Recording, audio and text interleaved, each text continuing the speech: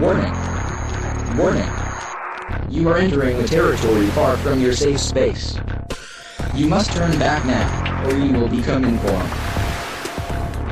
Go. Now.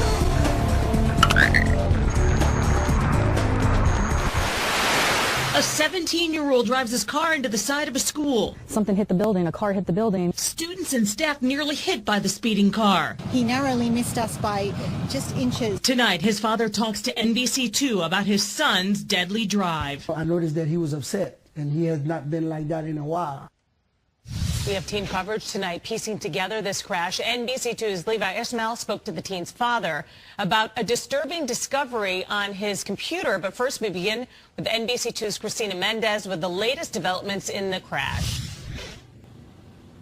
The doors will open back up for students tomorrow, but the damage here is still very visible, as is the trauma for witnesses. I'm in your office and something hit the building, a car hit the building. Lisa Spearman is reliving the horrifying call she got from her son while inside the evangelical Christian school. When he walked out, he couldn't believe what he saw. A car slammed into one of the entrances where nearly 1,000 people walk in and out of every day. The vehicle was dangling halfway inside the building. It's surreal, absolutely surreal to see how the placement, how the vehicle hit the ramp and missed coming straight through the doors. Behind the wheel, 17-year-old Wesley Prophet Savior, who died in the crash. No students or staff were hurt. Again, another God moment, because if he would have come through those doors, it would have been a significantly different story that we would be telling. The Lake County Sheriff's Office remains tight-lipped as the investigation continues. But witnesses who saw Wesley speeding towards the school say the driver never appeared to slow down. We must have just had our mouths open because it came and it just veered towards us, and there's nothing you can do, but he narrowly missed us by just inches.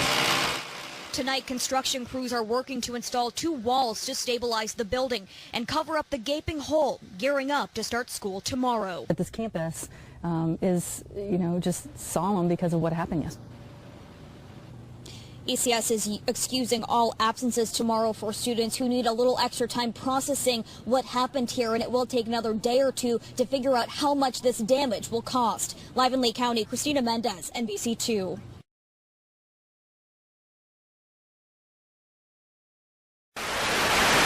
Rolling as an elderly woman is stalked and her car stolen from a parking lot in broad daylight. New tonight, that victim talking to the night team about her frightening encounter with this trio of trouble. Sergeant Sheldon Fox is live in Lauderdale Lakes with this. Sheldon? And it was a very simple task for this woman, Belkis. Go to Walmart, get a computer mouse, go home. Well, she got the mouse. Getting home, though, was the big problem. Get a look at the sweet 81-year-old woman entering the Lauderdale Lakes Walmart. I have to tell you, okay, I bought a mouse on computer. An essential item for the home computer. Errand done. I got it, so I am going home. But getting home would be harder on this day, thanks to these young guys in the knit caps who appear on surveillance video to follow her out. Let's rewind this for a second, though. It looks like they tailed her into Walmart, too. But back to the story, and this woman's walk to her car on that rainy Monday, and with these kids behind her in the store, and then in the parking lot.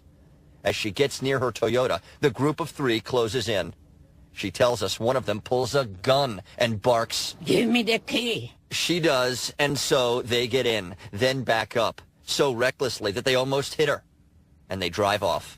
She tells us she was so shocked and that the robbers looked so young that initially she thought the demand for her keys was a joke. It wasn't. The subjects are really young. They're teenagers. Short, young kids. They're targeting the most vulnerable, elderly citizens, an elderly woman shopping alone. And lastly, they have a weapon. They have a gun that they have no problem brandishing. They also had no problem smashing up the woman's car, which the Broward Sheriff's Office later found and impounded. But those young crooks still need to be caught. All bad things are coming from stupidity. No, educate. Get a good job. And you don't need to rob somebody like me. The Broward Sheriff's Office says this was a well-mapped-out plan. These guys had been to Walmart earlier in the day and on previous days. That's according to the Sheriff's Office, who also got some of this information from Walmart employees. A look at their faces. Do you recognize these kids? Young guys, one of them only 5 feet tall. If you do, pick up the phone, call Crime Stoppers, 954-493-TIPS. It happened at the Lauderdale Lakes Walmart on Monday, just off State Road 7. You can collect cash and do it the legal way for the right anonymous tip if you call Crime Stoppers in Broward.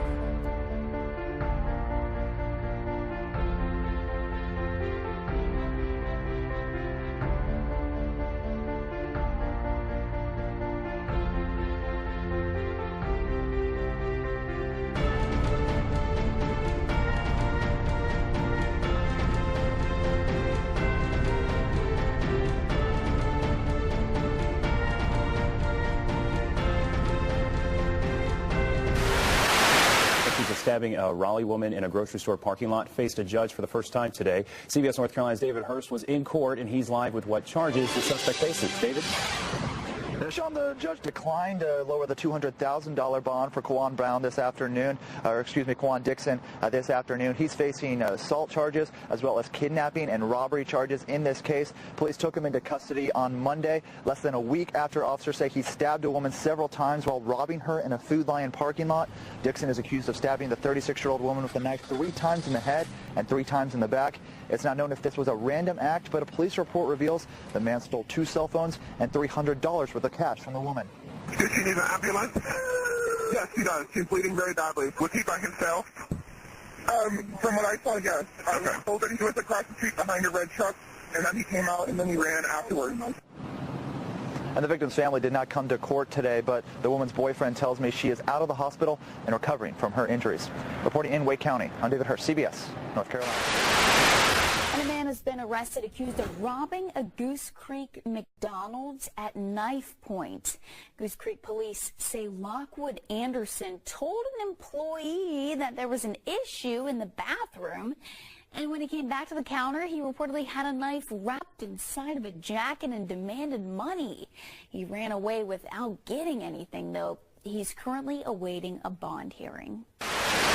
The family of a man killed outside of his home is begging anyone with information to come forward. Deputies in Rockingham County say someone shot and killed Calvin Jerome Simpson II last Christmas Eve. Nearly a year later, there still haven't been any arrests. Janae Lewis has more on the urgent plea from his family.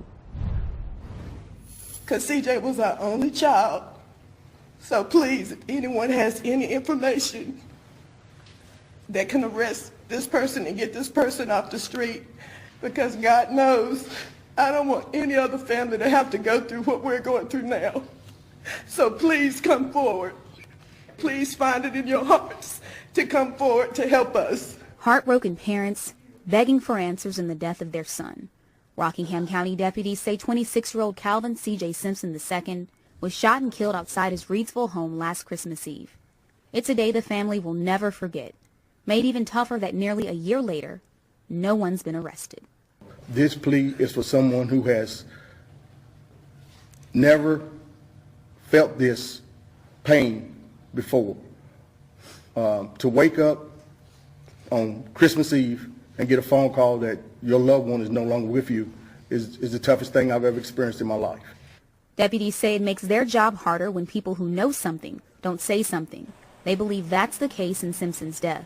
Today they passed out flyers with hopes of encouraging someone to speak. If you know anything, break this code, this snitching, please come forward, provide the information so that we can have a little bit of peace this holiday season. In an attempt to get people to come forward and provide information in this case, the Simpson family will now offer a $10,000 reward for information that leads to an arrest and conviction in the death of CJ.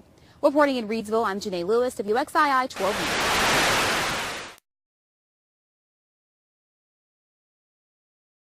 News. Stunning new information about 17-year-old Wesley Savior and what led up to the crash. His father telling only NBC2 law enforcement agencies found pictures of underage girls on the teen's hard drive just a couple of days ago.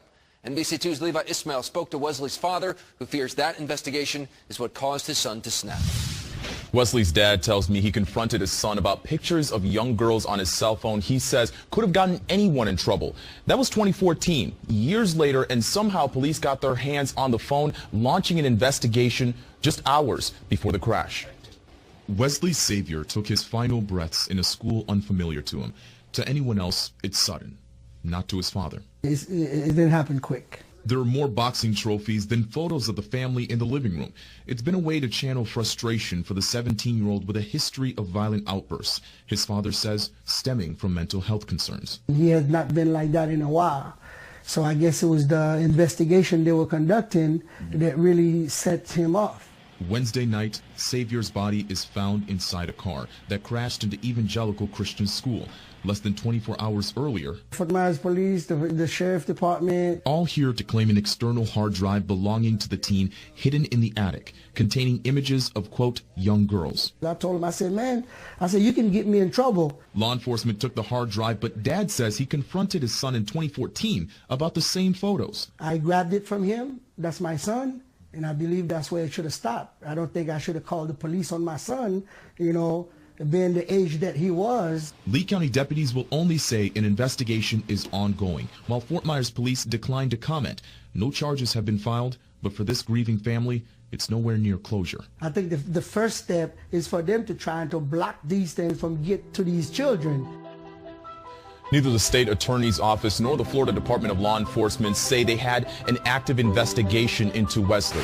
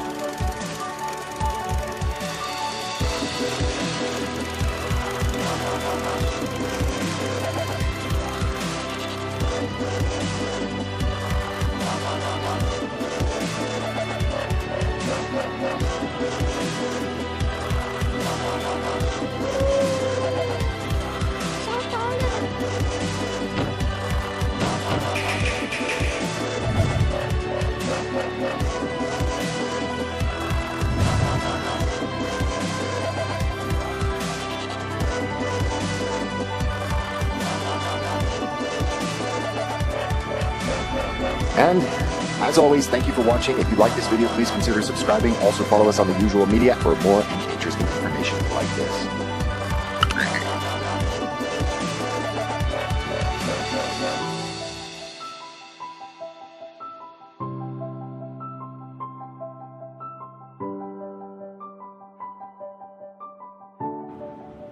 Fight their asses.